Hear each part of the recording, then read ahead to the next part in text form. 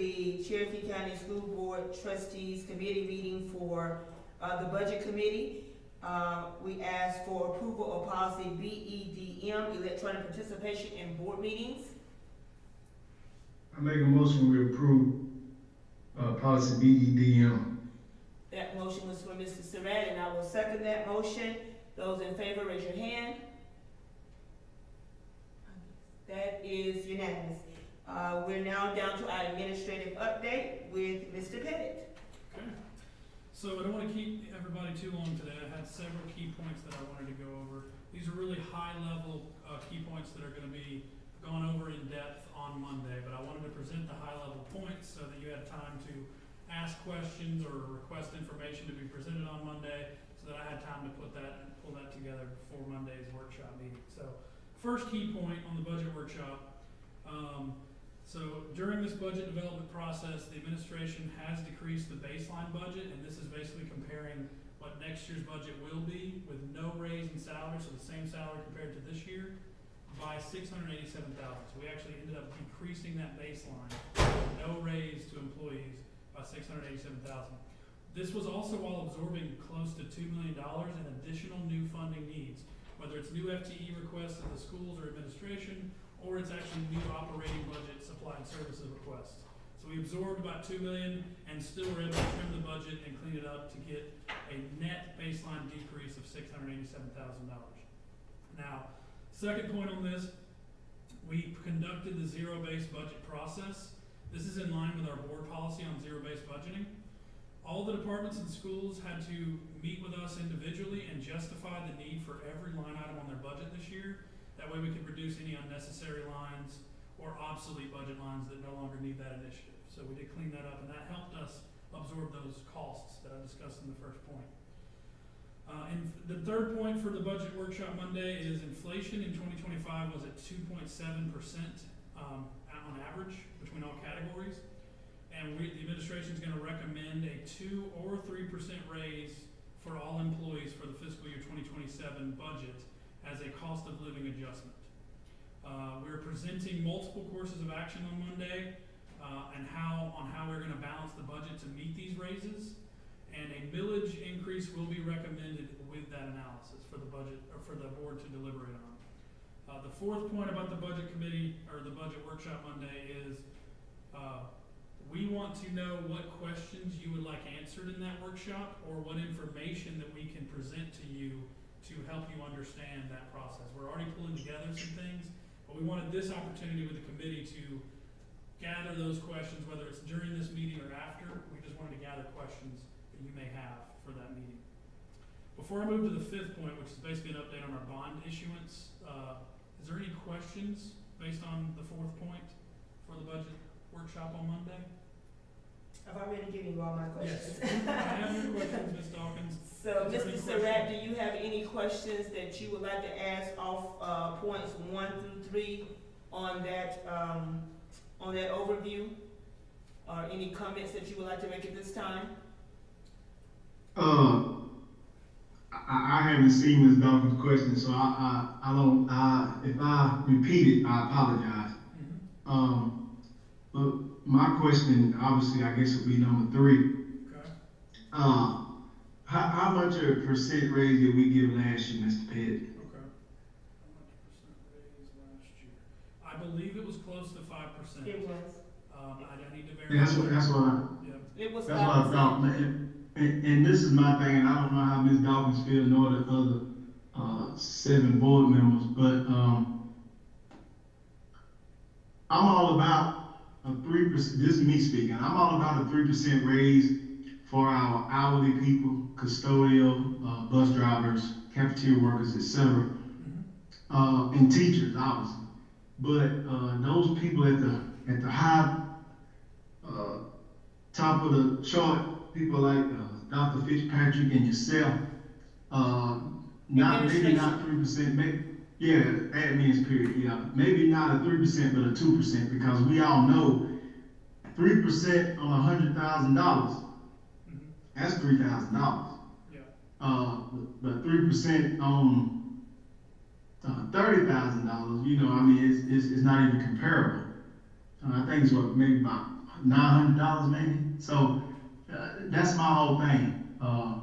On the raises, I'm all about taking care of the employees. I don't vote against raises, but 3% for the superintendent isn't 3% for the bus driver. You know what I mean? Yeah, I get it. I get it when you compare percentages to the current salary of that individual for sure. Yeah. Yeah.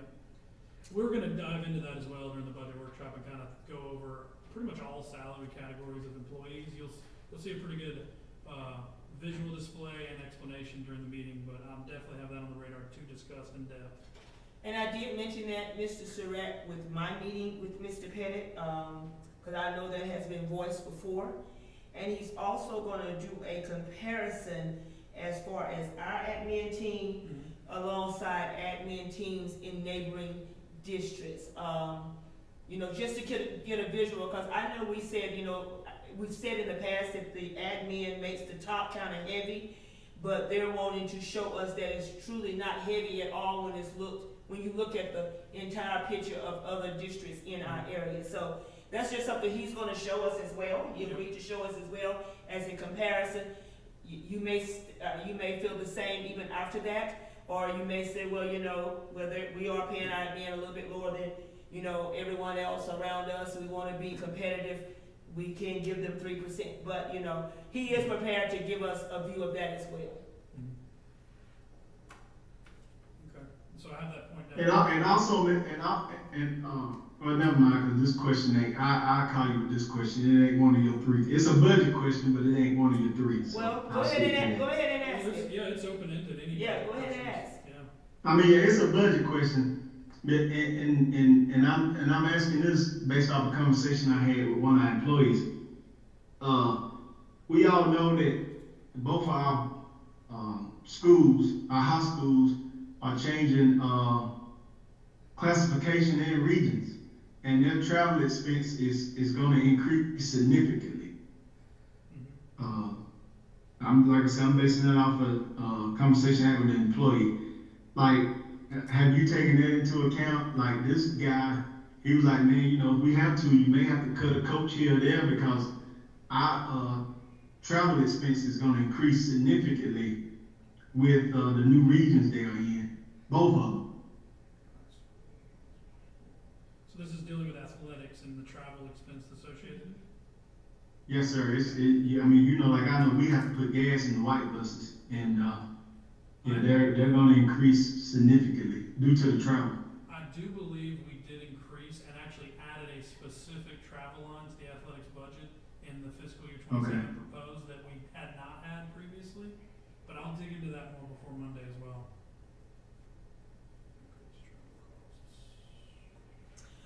Mr. Pettit, can you, and I don't know if you're interested in this, Mr. Surratt, Mr. Cash is not on, he was not able to join, but I don't know if you heard or saw on the point where he's going to recommend that millage increase on point number 3. Yeah, I saw that. And they're recommending either 5 or 10. And can you give Mr. Surratt, you know, just a little overview of what you told me, so he'll kind of be prepared as how to defend whichever one he's wanting to support? Absolutely. I actually refined the trend analysis, and I used Spartanburg District 7's methodology instead of some of the methodologies I was presented. I actually got that projected millage to be 3.3 instead of 5. So we are going to present several courses of action on that for the raises to balance the budget. It'll either be approve all the millage levy additional, or a 50-50 hybrid approach where we basically give half the millage needed to balance the budget, and then the other half will come from fund balance. So we're presenting those courses of action and kind of going in depth on those on Monday as well. But our trend analysis actually did produce a higher net mill value, so that we actually wouldn't need as many mills to balance the budget as originally thought. So now it will be either 3.3 mills and $1 million out of fund balance, Roughly, or 1.5 mills, 1.65 mills, I think is what it comes out to be, and a certain amount of fund balance. Okay, so 3.3 mills and nothing And out of no fund fund balance, balance, or 1.5 mills and roughly $1 million and out that of would be fund for the balance. 2%. Now, I don't want to get too much granular here, but we will show, here's what it takes to do a 2% raise, here's what it takes to do a 3% raise, and here's that hybrid approach or millage approach for both. Okay. So we're going to show that on Monday specifically. Any additional questions or information you want us to gather for Monday to go over? No, sir. What are we looking at as far as our teacher salary increases? I know that the mandate came from the state, and we're already there. We were slightly under, so we were at 51,050, and we're going to go up to 51,500. So the starting rate will go up $450 next year for entry-level teachers. And that is as far as we're willing to go this year, $450?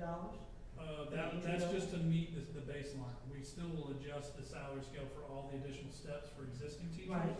And that would be based on either a 2 or 3% raise for those steps. And I understand that, but that's why I'm asking. You know, we went above and beyond before, so that we will be competitive. And draw some more teachers to our areas. So are we just going to meet baseline this time, or are we still looking to do a little bit beyond to keep that competitive edge?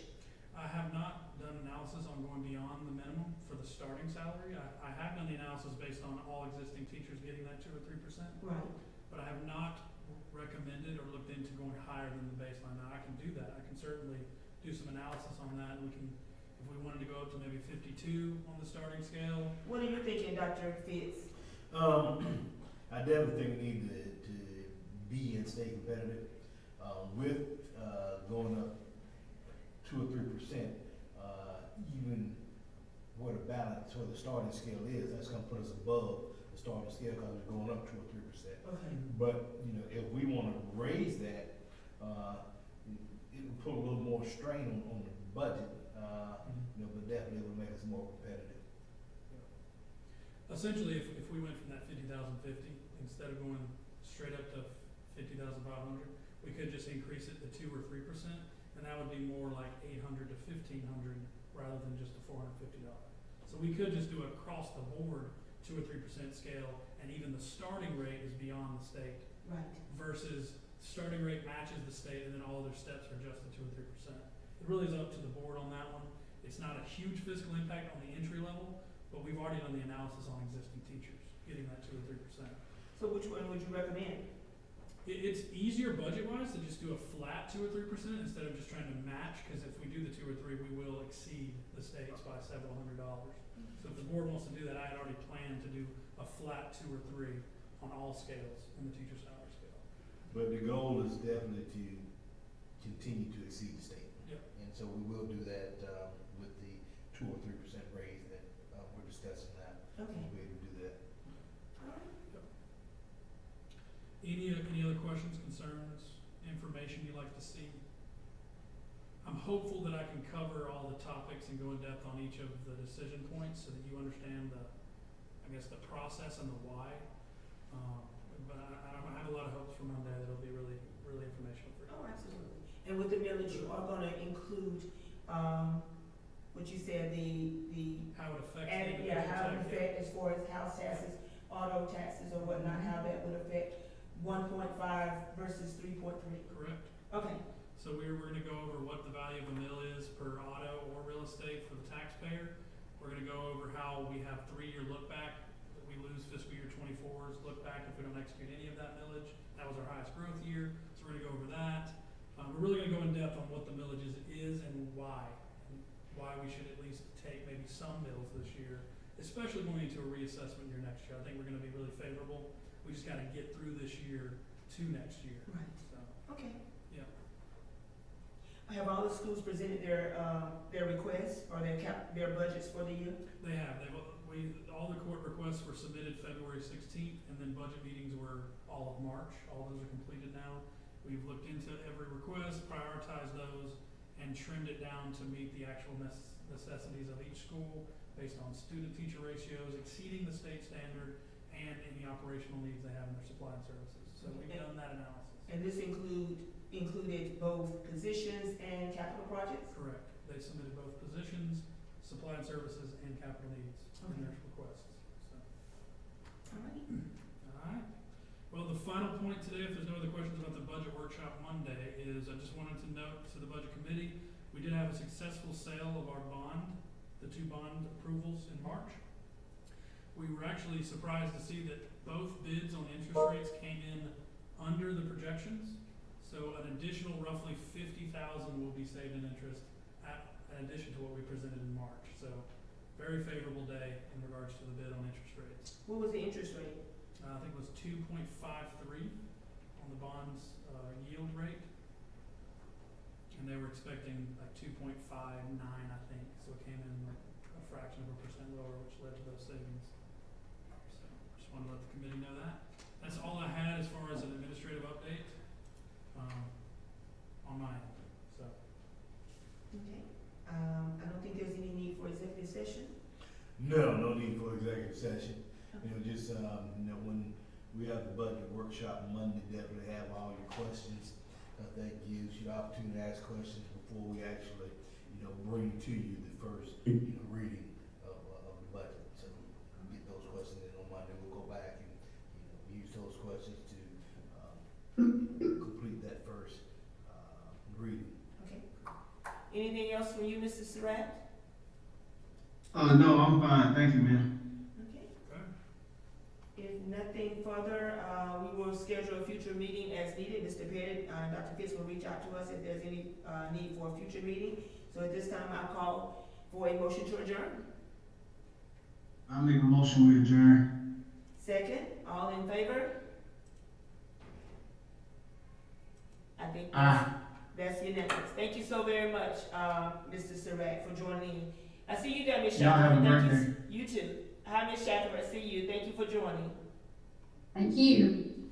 Thank you all.